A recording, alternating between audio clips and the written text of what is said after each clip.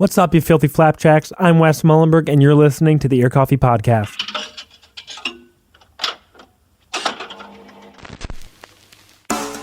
For today's episode, I talked with Nate from Oftener. After celebrating the recent birthdays of the two prior Oftener releases, we finally have the band's new EP, Daydream. Nate and I discussed how Oftener went from a solo bedroom project to a full quartet, his songwriting, and some forthcoming tours, plus a whole lot more. Without any further ado, here's my interview with Nate from Oftener on the Ear Coffee Podcast. Hello, Wes. I'm good. How are you? That's good. Good to see you. Good to see you too. I like to sandwich my interviews with the same questions, which is maybe not the best thing to do, but I think it's interesting. So I always ask, what was your first connection with music in general as a listener? Because I know like a lot of people just have like specific memories of listening as a kid, right? Or so on. And then as someone who would eventually go on to play, write, perform music beyond just like every idiot who plays guitar in college and like stuff like that. Idiot who played guitar in college was an important step on my journey. It's a very important step in a lot of people, and we don't want to neglect those people college. Unless they're jerks about it. Then they can stop. Then they can just go away. I think my earliest memory of being a listener would have to be well, actually, no, not just a listener and a performer and a recording artist.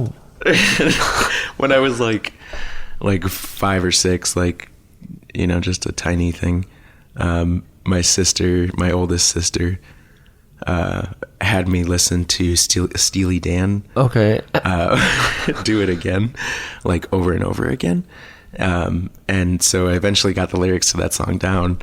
And then she had this little Tascam, and she was like, okay, now like sing it back, and like I don't know where that little tape recorder went, but that's probably my first just memorizing a Steely Dan song and singing it back. Yeah, I know that Steely Dan song is like ingrained in my psyche, which I love Steely Dan still, but good. That or like just stealing my sister's albums. They always had good music. Like I started out like listening to Jimmy Eat World. Probably I think one of my first full album listen throughs was The Middle, or Bleed American. Fake fan. I'm gonna call Josh McGregor on your ass. And he's gonna beat you. Oh no. Fun fact: my old band tried to open for Jimmy Eat World when they were at Skyway. Yeah. Like last time, I don't know, it was a while ago. But it was like a Facebook likes contest. Did not win. Like how everyone's trying to be MCR's opener now, and like sending the emails like all the, or maybe just tweeting, same thing. Yes. But yeah, that's probably the first one. Mm-hmm. How did you start, I guess, doing it in a more serious capacity? Kind of air quotes around that, right? Like just actually writing your own stuff, playing your own stuff, especially since it seems like you've been in bands or just doing it for your own gratification for a hot minute. I got into I was always into listening to music, and then my oldest sister, same one who made me do the Steely Dan thing, she got me like a 3/4 guitar, which is just 3/4 the regular size of a guitar, and I was like 10 when she got me that, and I was pissed because I wanted a GameCube game. I was like, this Christmas present sucks. I wanted Smash Bros. What the heck? Literally. But so like I didn't touch it for like 3 years, and then when I was 13, I was I think really into Guitar Hero at the time. Yeah. And I was like, why am I wasting my time getting good at click-clacking when I could do it for real? Click-clacking's fun. Click-clacking is fun. It still holds up. Yeah, absolutely. That game aged like fine wine. Very fine wine. Yeah, so when I was 13, I started guitar, took me like probably about 3 years to feel like I was good enough at playing guitar to try to sing. And then like at that time I also had angsty little poems to throw on it, so I was like, as you do. yeah. And like yeah, so the two kind of, it took me probably like 2 or 3 years once I started doing both to like be able to be confident enough to play a gig or record. I had a guitar teacher who taught me recording stuff, and he had a home studio. Oh, how did you connect with them? He his name is Joe Shirts, and he's in, oh god, what's the town called? I don't know where it is. Oakdale. And I got connected with him because my neighbor went there, just to like learn. He was there to learn like theory and stuff, and I was never good at that, nor was I interested in doing it. But I went and sat in on my friend's lesson and saw that he had like a basement space built out to be a studio, and he had like Pro Tools, and I'd never seen Pro Tools. And he had like really nice microphones, a full drum kit that was mic'd up, and like he could just record stuff, and like he would record stuff and put songs together for students, and they would, you know, it would be like the first professional recording that they had. So he like, when I came to him, I was probably like 17, 18, I just asked him to like teach me how to use Pro Tools, because up until then I'd just been recording my stuff on GarageBand on my 2009 MacBook, which I still have. Amazing. Still kicking. Shouts out Steve Jobs, rest in peace. He had the vision.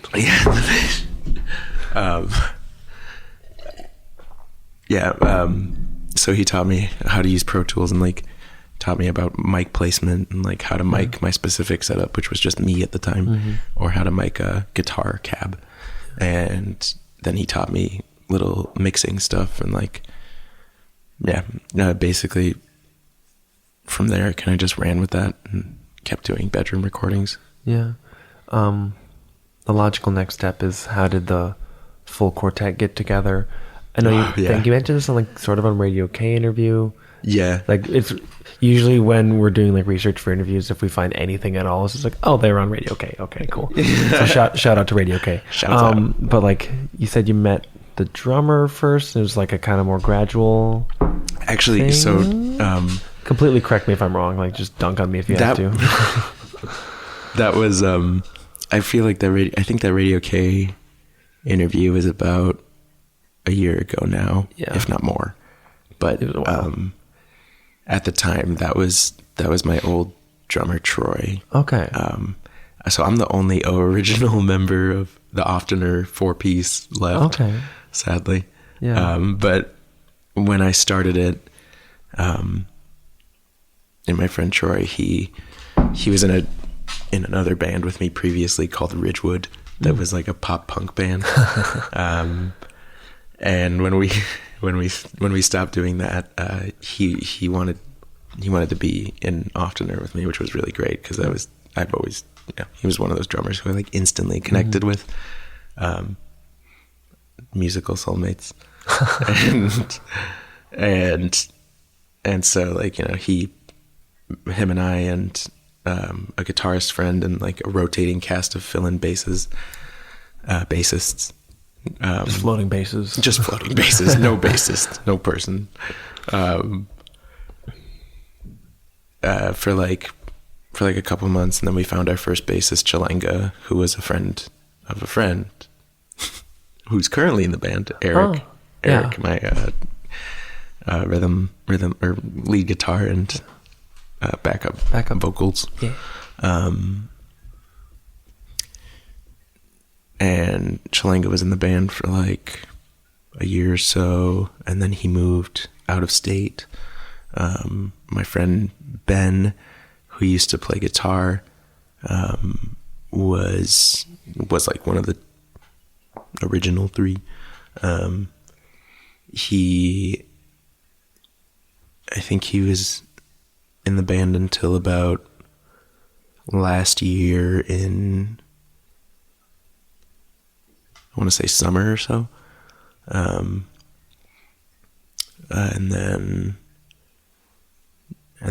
then we pretty much from that lineup completely just landed on this one. Yeah. Nick has been a friend. Nick is our bassist, Nick Gower. Has been a friend of mine since I met him when I was in my old band. He used to run a house in Stevens Point, Wisconsin. Oh. Respect to Wisconsin. Respect. Minor respect, but Yeah, a little something for Central Wisconsin. Do not let it go to your head, Central Wisconsin. Just kidding. too late. I love Wisconsin, honestly. I love all the Midwest states for playing music, honestly. Yeah. But Stevens Point, he had this house, and I met him there and instantly loved him. And then he moved here probably about 2 years ago now. And he filled in for us at first, and then he was like, you know what, I like it enough, I want to hang around. And I was like, I could not be more overjoyed. And he's brilliant. And more to his credit, he's a music teacher, and so he's got like all this like regular music knowledge that I don't really have. Kind of like the chops and everything. The chops. Yeah. He has the chops. The chops. No, the chops is a really good way to put it. He's into jazz, like really big into jazz. So it's amazing. I love that. He's just super talented, and like for me, I never I don't know if it's right brain or left brain that does the smart stuff. I think like the left brain is like the more creative. Like, I think left brain is like the mathematical analytical side, and right brain's creative. Okay, yeah. We can just say like analytical and creative side, because right. left and rights are hard sometimes. Right, left brain suck though in my head because that's the right brain talking. Yeah, exactly. Because I was never really good at like theory or like just that kind of stuff. But Nick, it can suck. Nick like brings that to the full band and like has like helped me grow as a musician in that way, and like I love him for it. He's just super talented. Yeah. And a super nice person. Every band should have like a jazz musician or someone with a jazz background in it, just for fun. Nick is our jazz cat. And then Eric was actually a friend of Ben's. Was in a Ben being my old guitarist. So it's Eric, Rick, and Nick? Oh no. It's John, Eric, who I call Rick. Yes. And Nick. Okay. Yeah. You could argue that in some capacity, Eric and Rick are two separate entities, and you never get Eric at the same time as Rick, because if Eric goes Rick mode, like, he's not here to defend himself. We don't need to go into Rick mode. So yeah, Eric, I met Eric, aka Rick. I met via Ben, who was my old guitarist. Ben was just a close friend of mine, and they were in a band together called Cupid Boy that I went with them to this cabin where they recorded their EP, and they were doing it all dope. And like just in this cabin. It was a really cool cabin. Yeah.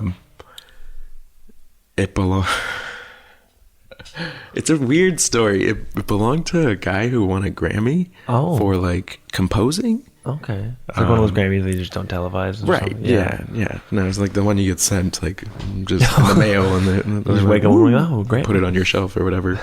But he, like crazy cabin. He he had this like scandalous personal life apparently, and then he died in the cabin, and like wow, yeah, composers, am I right? Right. It was a bonkers cabin, that's the point.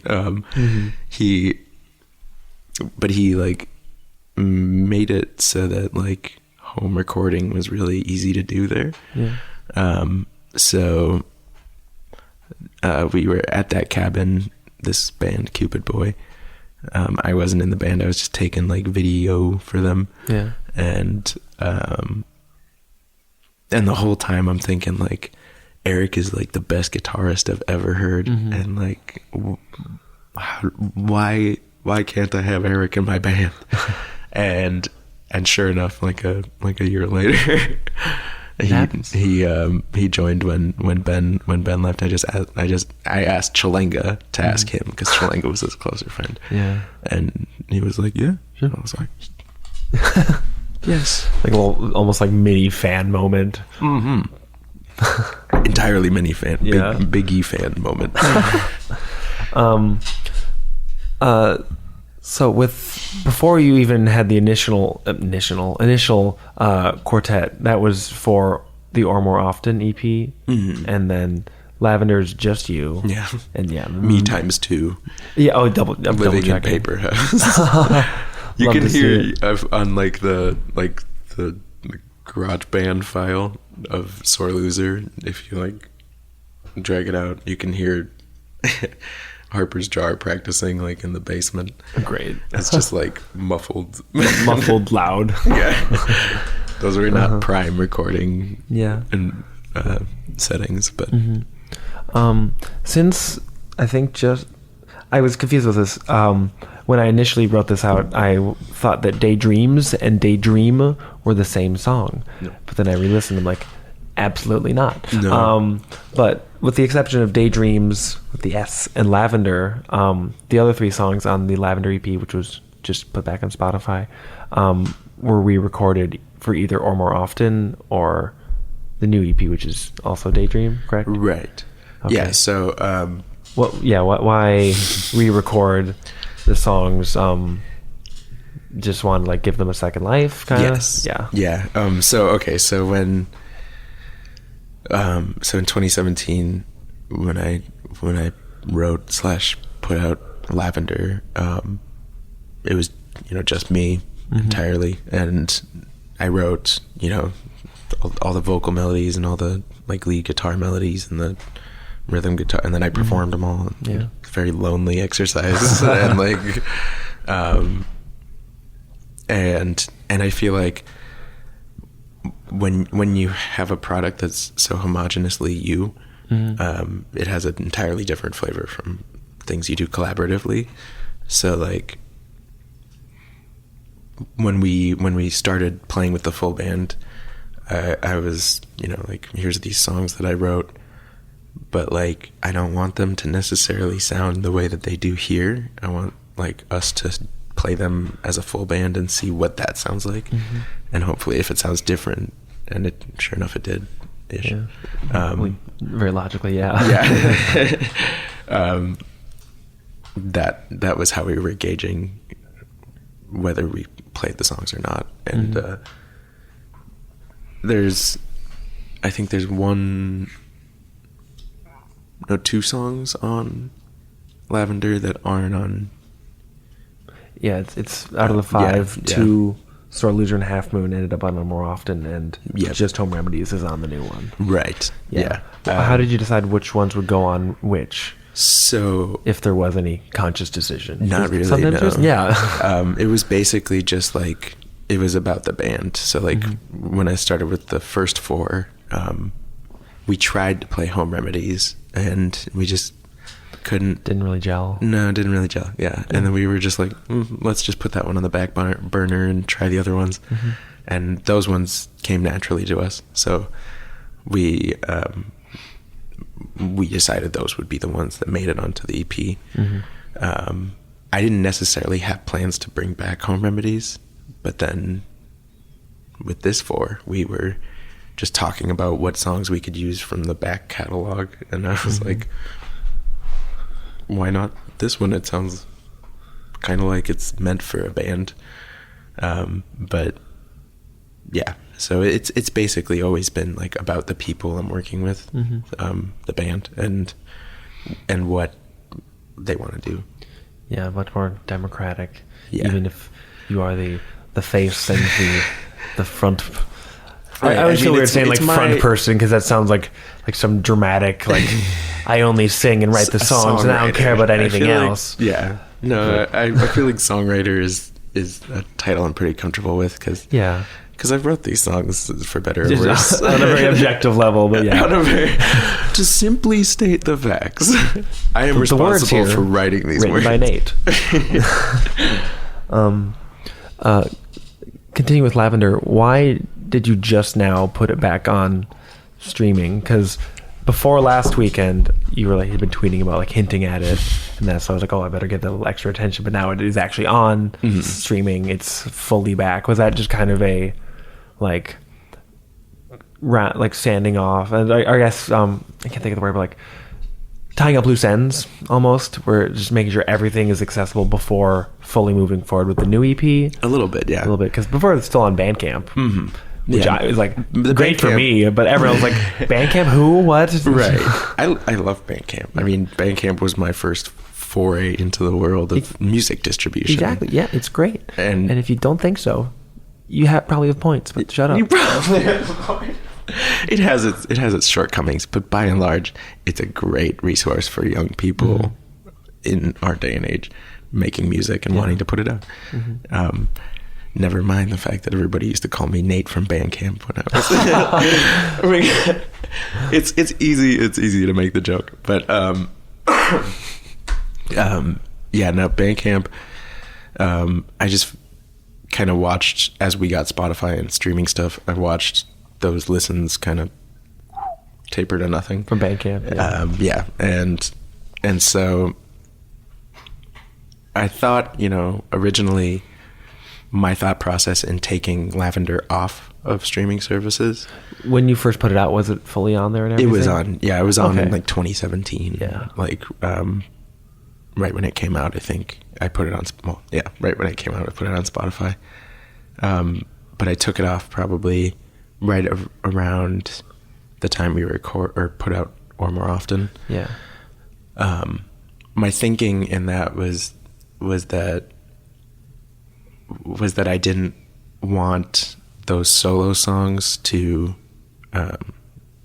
be on the Spotify because I didn't really perform them solo anymore, and Yeah. it kind of just felt like Especially with like the overlap with the two the other songs. two songs. Yeah.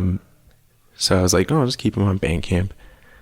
No one will remember. No one will remember them. It's fine. And then recently, as the full band now was hashing out old stuff for the new EP, I was just like thinking like, why didn't I just leave it on there? Because it's about representing the entirety of Oftener's like run.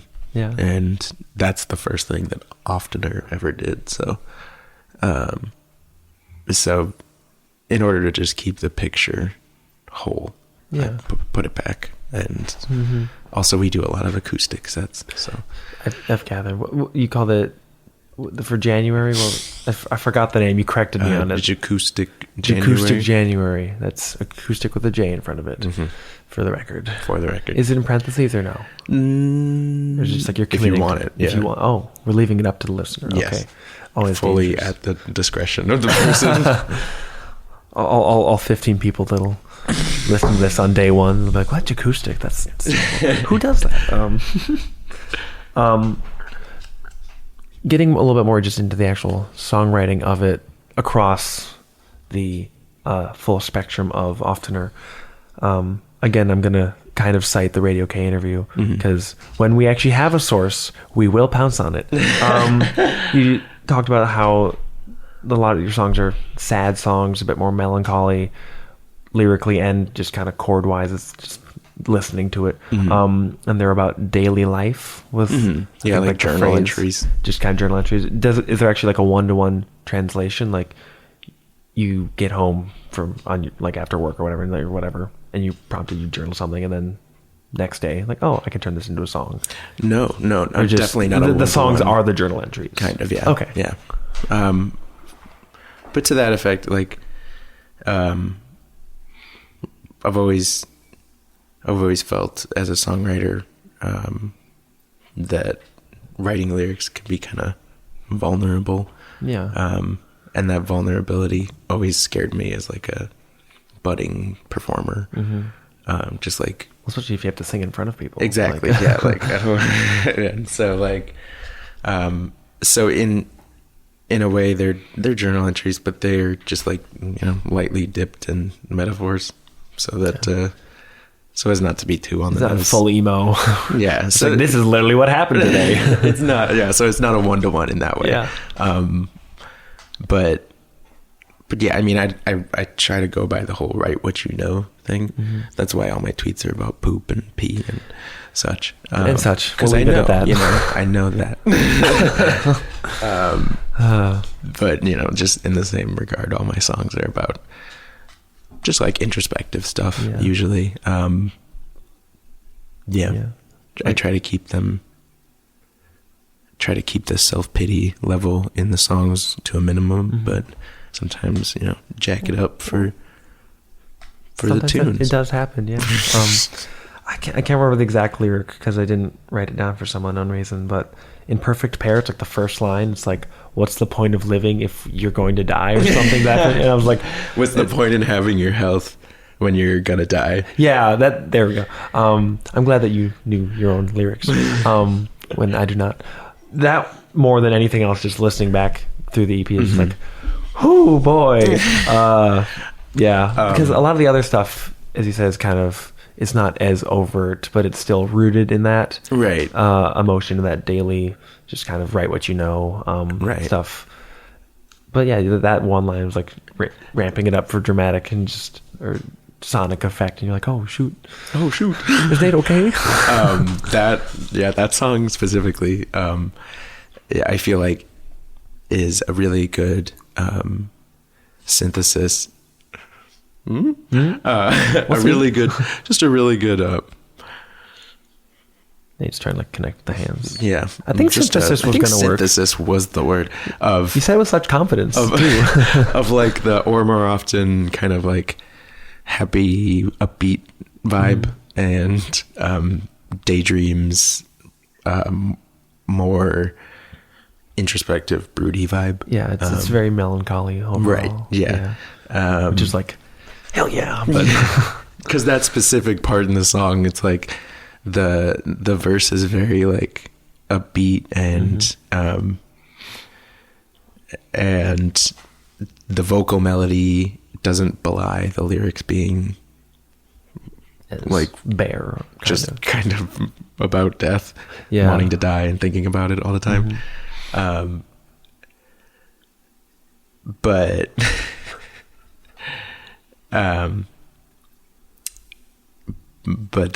that like juxtaposition is like a kind of a hallmark of Oftener songs, is like the like on the nose broody lyric versus the like happy, almost like jaunty kind of beat. beat or instrumentals in general. Has that always been, or was that ever a conscious thing, or is that just kind of, because I know sometimes when like you're in a different headspace when writing the music, when writing the lyrics, and people are all across the spectrum in that, and then sometimes that's why songs that are really sad or about dying or just bad things that have happened, you're like, oh, this is so catchy though, and then you finally listen to it and you're like, oh boy, I need to like sit down, this is heavy. Was very deliberate, a conscious thing for me. Just one of my favorite ways to express myself in music, because for me that is how I feel, a lot of the time, is you're drawn more to that dichotomy instead of being like, I'm gonna hide the lyrics with happy chords and and I mean, to be fair, I also do write songs that are happy sounding and happy content, like lyrically, and then sad songs. How dare you? And then sad sounding songs that are sad lyrically as well. Or sad sounding songs with happy lyrics. It's all across, all around the board. But I think it makes for like an interesting tension between singer and song when they're kind of saying antithetical things. But yeah. Specifically with Daydream, because that is the forthcoming release. Obviously, you wrote all the songs initially, wrote all the lyrics. When it comes to fleshing out a song, whether it's something like Home Remedies or it's one of the new ones, how does the process of bringing that into a full band context work? You can speak to that as much as you can, given that the other three band members are unfortunately not present. They aren't. They should be. They're not present because they're dead. Whenever band members don't show up, we just assume they're dead. They're under the snow. Oh, no. It's very snowy, in case anyone was wondering. But yeah, how do you and the other three take the songs from just your guitar, your brain, into the full quartet sound? Right. Is that like something you're kind of dictating, or it's more like it just kind of happens naturally? Because I find that to be the case with a lot of bands. Just right. Everyone's just jamming it out. Yeah, everyone's a good enough musician that it just works out like that, and you're like, oh shoot, I would never have guessed, because it sounds very deliberate, and it is now. Yeah. We like. So usually it starts, the songwriting process for us starts with me bringing a rhythm guitar part, and a vocal line, because I write pretty much all the songs for Oftener pretty much on acoustic. Or literally? Literally. Okay. All the songs for Oftener on acoustic first, and that's when I feel like I have a song that works well on acoustic, I bring it to the band and we decide if it works. And sometimes it doesn't. Yeah. But like, in turning that acoustic, just me song into a full band song, usually what happens is we'll like jam it first. Everybody will do what they feel like the song is asking for, and the jazz bass all over the place.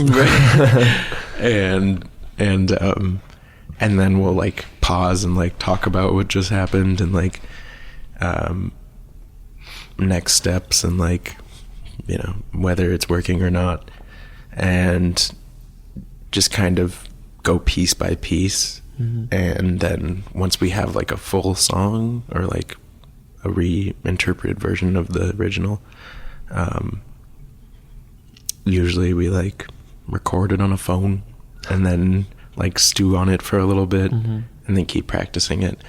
And slowly, it just kind of, if it holds, then it does. Some of them don't hold water as full band songs, so we just kind of put them on the shelf. but yeah, no, it's a collaborative effort. I don't really dictate that process, because like when it comes to the structure of songs, like on Daydream, you know,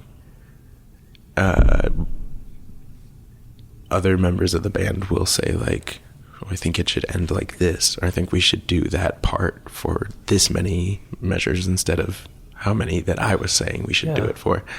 And I like really, because I love all of their ears and like just know that they have my best interests at heart musically, I very much like take their feedback into the songwriting process. But with the recording and so on, who did you work with, and who engineered it? Old bandmate, you said. Yes. I guess you talk a little bit about that, because this is the first time Oftener's been in the full studio and everything. Right. Had to wait to get the masters and so on. Yeah. First time we've had a master. I suppose that would also be the case. Right. Because you mixed Or More Often yourself. I actually did that with my friend Ben. With Ben, so okay. I have a 2009 MacBook with GarageBand. He had like a 2010's MacBook with Logic Pro. Okay. And that was a step up for mixing. Yeah, just a nice little, and so we mixed that in tandem. Okay. But so we worked on Daydream with my friends, Sam Van Orney. He was in a band called Divorce Rate with me. I was going to ask about that later. and, But okay. And he played bass in that. And kind of my first experience with him in the recording realm was that he did his, partially his little music venture, Drifter Music Group. Oh, yeah. They did this live session called Pardon the Noise. Yeah. Which we recorded the first one with Divorce Rate at Cadence. Yeah. In like the record portion of the shop. Mm-hmm. And like right from then I was like, wow, like Sam's really talented with like live audio. Yeah. Like he was able to take us in this loud room and make each mic sound so clean, like so little bleed between these between all of us. But through that band, I met him and got to know that he was like working on that stuff, Drifter specifically. And I didn't meet his friend and Drifter counterpart Adam Schauberg until a little later, but Adam and Sam have been friends for like a while. They went to McNally back when that was a thing. Yeah. Yeah.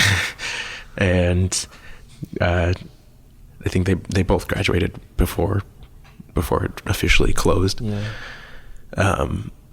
But they've been doing Drifter as like a personal thing for a while, and then they kind of took it to the next level by making it like a LLC type thing. Mm-hmm. And like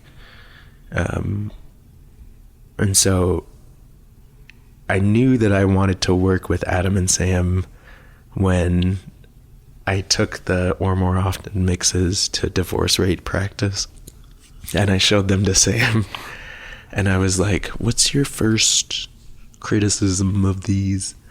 And he listened to it and he said the exact same thing that is my like hallmark criticism of Or More Often, which is that it has too much high end. And I was like, oh no, man, we got kindred ears. Like, what can I say? Next record we do, it'll be with you, Sam. And sure enough, but yeah.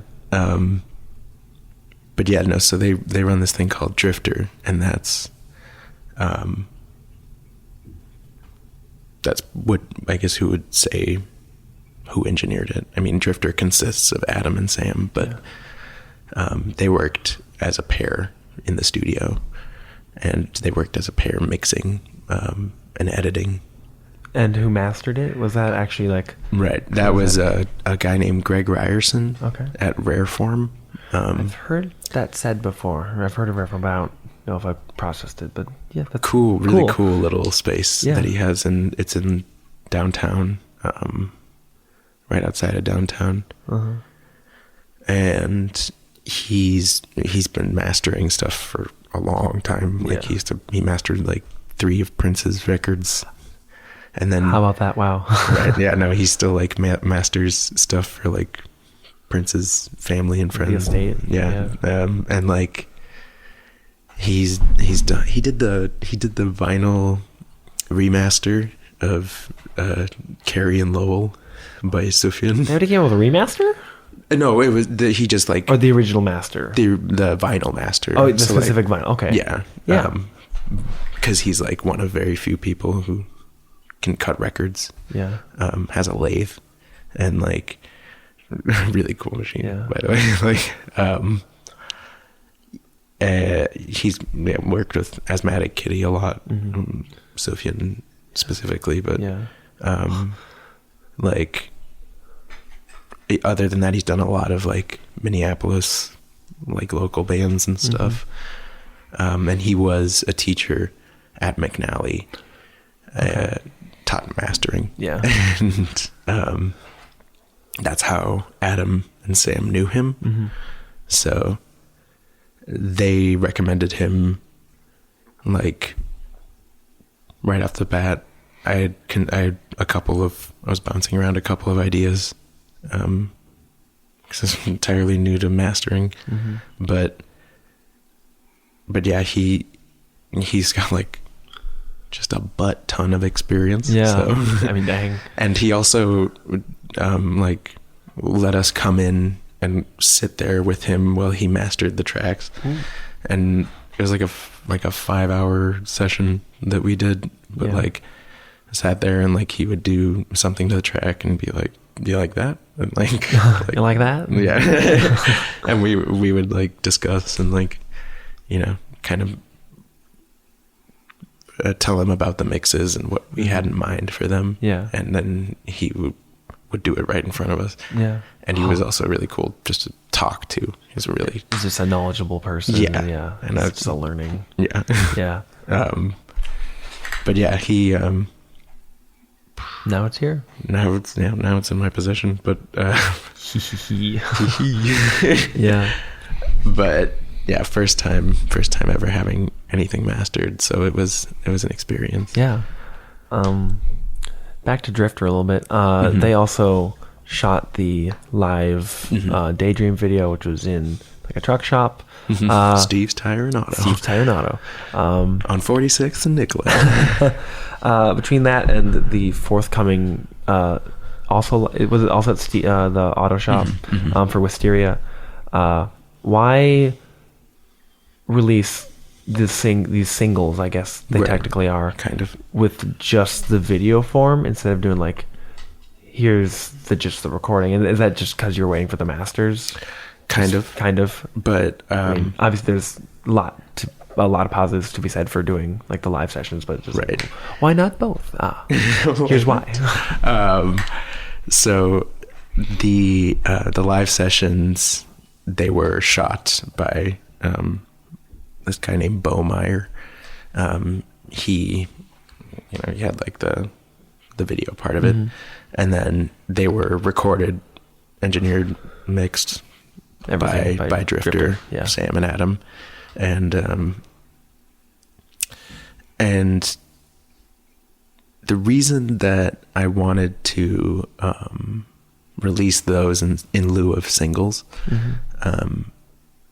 was simply because video content is easier to push on the internet. Yeah. If it's a video. If it's a video, oh no, I might watch it. Might show up on your YouTubes. So, and we've had pretty little in the way of video content so far. Yeah. Yeah, no, I just wanted to have video content, and I originally wanted to do the music video, which would have released it, like one of the actual tracks with that, but decided against it, and because these live recordings sound really good. I mean, like Sam and Adam have a talent specifically for a live recording, and it came through on this one. But that's basically the only reasoning. Yeah. It's just gotta get the views. Gotta get the videos.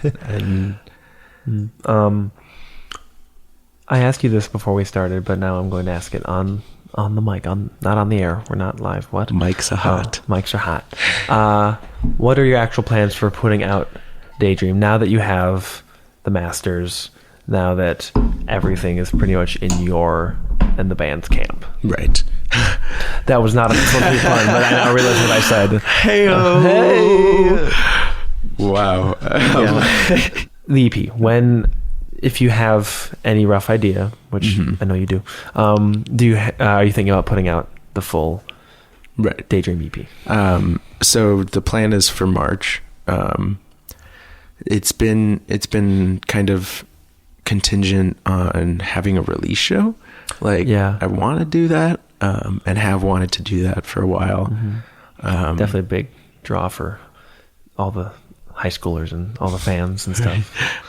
And like I originally tried booking it a couple of places, and didn't pan out. And then Gotta get Ice House. oh my god, never played at Ice House. I don't think I don't know. I don't think I would. I mean, it'd be cool, but I don't know. I don't think I know who books there, but I was trying to book a release show, and that kind of fell through. So I put aside that booking priority and moved on to booking our tour, which is in April. It's like a week, the 5th through the 11th. Midwest. Yeah. And so I've been kind of leaning towards making the release show like a tour kickoff or homecomer. Yeah, that and not a bad idea. In that case, I would do like late March for a release. Either late March or very early April when you're getting back. Yeah.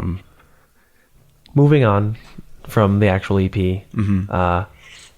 you were / maybe still are in the band Divorce Rate. Right. And is that something that's coming back at all? I feel like I saw like some post from like last year where it's like, don't worry, we're alive. Things coming. It was like last January, which is like, oh yeah, people are busy. So like, it's just a tweet or something. It's not right. It's not to be holding you to anything. Specific commitment. Yeah. But is that just more like a want to do or a somewhat in the works thing? Right. That's with my friend Jay and Sam. We haven't like practiced or jammed or done anything in a while, but Sam and Jay have another band called Flat 12. Yes. I found out about them because I think you like tweeted their song. Yeah, and it's such a good song. Really, really cool. So insane. And they've been like working pretty hard on that. They've got like an EP coming, and like that's a really cool like project that they're doing. Yeah. That pretty much the same thing as often, or sounds very similar. Yeah. Yes, totally the same vibes. But ever since they've been doing that, and I've been doing more oftener stuff, we kind of just stopped doing Divorce Rate. But also, there's been the issue of me using my voice correctly. I've never been a classically trained singer, but unless you're like a member of Keep for Cheap, you probably are. Oh my god. Yeah, true. I wish I could sing like Keep for Cheap. So like proper technique when it came to like loud or screaming vocals was an issue for me in my first band. I would just absolutely scream, like no idea, and had no idea what vocal frying was, had no idea that you don't have to like push like so hard from your chest to get these to get your voice to distort, and that did a lot of damage on my voice and like my clean singing and my ability to keep like hold a breath and to just be like consistent. And so I stopped doing that and like went back to singing within my range and kind of keeping it safe and what I knew. More mellow. Right. Yeah. And then with Divorce Rate, kind of like dipped my toes in that pool again and tried it with the techniques that I'd learned and like tried it knowing that I couldn't do it like before. And good lesson to learn, right. And for the most part it was pretty good, but it's still pretty tiring for me. I'm taxing to sing louder and like more in like a distorted sense. Yeah. But even with like some of the high notes on Daydream, it's just like I can like hear the force, just like the not like it doesn't like crack or anything. Obviously, it was just like, oh, that was like that note was like there's some momentum behind that to get up there. No, that's been a thing for me. And now having been an oftener for a while and having been practicing these vocal techniques for a while, like felt more confident in my clean notes, and that's at the end of the day, I'm happy with that. Yeah, right now that's the important stuff. Yeah. Going back to Acoustic January, because how many times can we say that on recording? With like even just like the duo or anything, would you consider recording or releasing other like for sure other oftener stuff, like, or maybe under a different name, just like your song still with just the duo, or even just you going back to you solo, whether it's like double tracking or acoustic or anything like that? Just, I mean, you're already very busy with oftener, so it's not like oh dang it, I don't have enough music stuff going on, honestly, guess I'll put out more. I mean, honestly, that is a thought that frequently crosses my mind, is I'm not busy enough with music stuff, I guess I should do some more. Guess I'll start another band. I would love to record an acoustic thing now, because Eric's guitar playing adds a whole different flavor. And like his singing as well adds a whole different flavor. And we usually have a keyboardist with us, like Kate has played with us a couple of times. That's dope. And also Sam Dustin from Sal Paradise. I think I know what you're saying, but there are several Sams. There are several Sams in Sal, not Sam. So that's Kate Melanophone from of Keep for Cheap. noted ska band Diffuser. Kate Melanophone and Sam Dustin have both played keys with our like 2-piece, making it a 3-piece, and that also adds another really cool layer. So I would love to record that, because it has its own different mellower vibe. I give you full permission to steal this idea, but I think what Angel Olsen did is she put out her album last year, and then some point like this year or something, she's like gonna release like the entire album, but just acoustic. Yeah, because like that's how she wrote all the songs. You could do that with Daydream, but it's like either as the duo or as a trio or something like that, and just like a year later, like 6 months later, it's like, well, still milking these songs. Change the cover art's color to just inverted, just make it super poorly, like low, just DIY, deep fried, like a crying, laughing emoji. Just ruin the sanctity of music. Just blow it out. Yeah. That's really, in all seriousness, that is cool, and that'd be fun to, I think, for you to do and to hear. What else does the band have coming down the line? I know you have a tour with Internet Dating coming up at the end of this month. This month being February, right? Then EP sometime March or, and then tour after that. Other than those 3 things, right? Is there anything else that you're thinking of, like at the Wisteria Drifter session? Paranoise is yes, this Friday. Cool. Valentine's Day. Oh, nice. Yeah, so that's been to the whole being a like person who is distributing the music myself, or through a distributor. Yeah. And then deciding when to put it out. When I was doing like Lavender, I just was like, I want to put this out as soon as I finish it, and I happened to finish it in February, so I was like, well, this is the month. And that was kind of all the thought I gave to it. And then like just kind of like poking and prodding and like reading things, like found that that's really not the best time to release music, apparently. It's like kind of agreed upon that you wait for spring, or like, I guess, January, February are kind of like iffy months to release. It's like January movies, but I've never heard of like January albums. Yeah, and then like December is like another. Oh yeah, that's like if it's like released after like the first week of December, it's kind of forgotten until like January. We're like, this came out like December 10th, and I'm just now hearing about it. Right. Yeah. So like, I don't know. I thought like, well, maybe I shouldn't do that. Maybe I should release it like in spring, when it came to Or More Often. But I ended up doing the same thing. Actually released it a day after. So this week is the anniversary week for for Oftener, essentially, as a recording thing.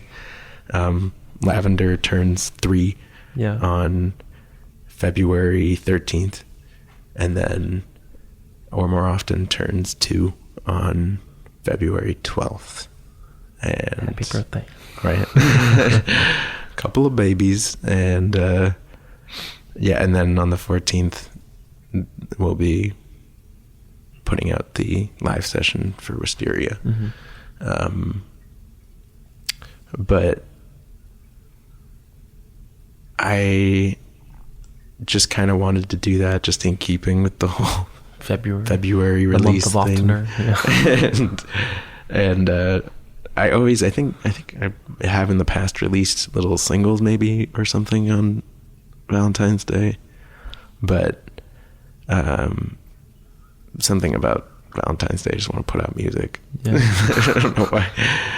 The music is my girlfriend. Yes, exactly. That's what all the people want to think. But yeah, that's coming out any.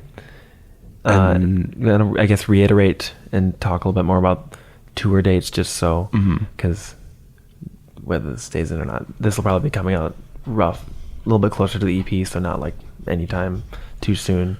Just so we can like get maximum like press and clicks and all the good stuff. But for anyone, just I guess reiterate the tour. Tour. Just like give like the dates maybe. Sure. Yeah, so that's in April. It's mostly booked at this point. I think 5 of the 6 days, or 4 of the 6 days. It starts in Iowa City on April 5th. And then from Iowa City, we're going to Lincoln. Ooh, And then a weird place. we've been to Lincoln before. For a festival called Latino Lives, and it was really cool. Really dope. played at a place called the Bay and met like a bunch of really cool artists from around Lincoln, and also just people in general. So after Lincoln, it's Wichita, which I haven't been back to Kansas in a while. I played a show in Hutchinson with my old band and made friends in Hutchinson who now live in Wichita. And like really excited to go back there. Yeah. And then from Wichita to Kansas City, Missouri, and then from Kansas City to St. Louis. 7 days. 7 days. St. Louis to Mount Prospect or Elgin or somewhere in Illinois. That one's up in the air right now. And then Milwaukee. And home. We'll be home on Easter. So I don't know. I don't like Milwaukee. I don't I trust it. love Milwaukee. We've also had like, in every city we've had like good and bad experiences. Well, yeah. And- I've only just been to Milwaukee once. It was like, this is a weird town. I don't like it. The There's vibes something are off. about this place. There's like a river and what's going on? We played there a couple of times. Like the worst experience we had there was a house show we played in the attic. Oof. In the attic. Yeah, it was That's really, the opposite really of what you're cool, supposed to do. Really cool attic. Really cool attic for okay. the show. Super cool show. And it was like a bunch of people. Everybody was like really hyped for the music. Yeah. It was fun. We finished a Sore Loser, I'm pretty sure.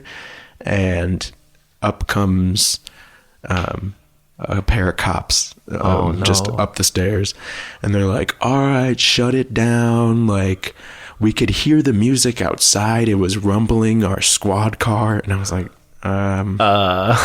okay. And Was he was my like, death metal and by too the much for way, you?" it sucked. And I was like, oh. And then one of the other cops like chimed in, was like, oh, I thought it was pretty good. I don't think that's fair. And I was like, whatever. No, we don't You're make any neither of political your statements, opinion. but you can guess what we're thinking right now. And Oink, they oink, shut that officer. show. They shut that show down, but Tragic. But still, honestly, a really good night, a really good show. Yeah, Other than that, up until that point, yeah. And then we played at other places in Milwaukee, like X-Ray Arcade, most recently, which is a that'd little be thing in cool. Cudahy, I think. It's right I'll outside take of your word for Milwaukee. it. And it's like a cool arcade space that they have a stage at. Yeah, more shows at arcades, please. Right. That's cool. As long as people aren't like playing pinball mid set, that's just rude. Yeah. And that, there's a lot of really cool bands in Milwaukee that I really like. Yeah. Specifically, like bands around our genre too. Mm-hmm. So Yeah, actually getting like a good unified bill instead of like, I think Vile played a show with like, it was them and like 8 SoundCloud rappers, which is like the weirdest thing I've ever heard of. Like who booked that? That's why would you ever think that was a good idea? Like, even if it's just 8 SoundCloud rappers, like say what you will, that's at least, that's a pretty, but then you're just like punk with guitar in the middle. It's like, okay, let's go. Yeah, but the tour is beginning April, so if you're in any of those cities, not that I think anyone that listens to this is from anywhere other than Minnesota, but You never know. you send this to them if you have friends in any of those cities, and they can go see Oftener live, a musical extravaganza coming soon to you. Oftener, the musical. It's like Moulin Rouge, the musical. It's like, it's already a musical. Just I do not need to get down that rabbit hole. As I said before, I like ending with the first and last questions being the same.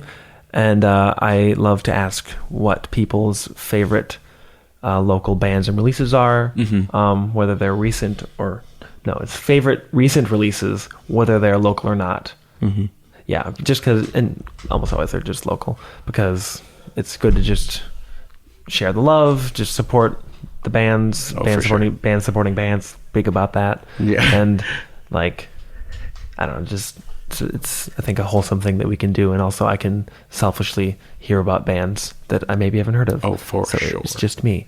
So take this time if you need to pull up your Spotify or something to double check. I got a couple on the brain. Yeah, and maybe even like some of the bands that like in Milwaukee or in the other touring.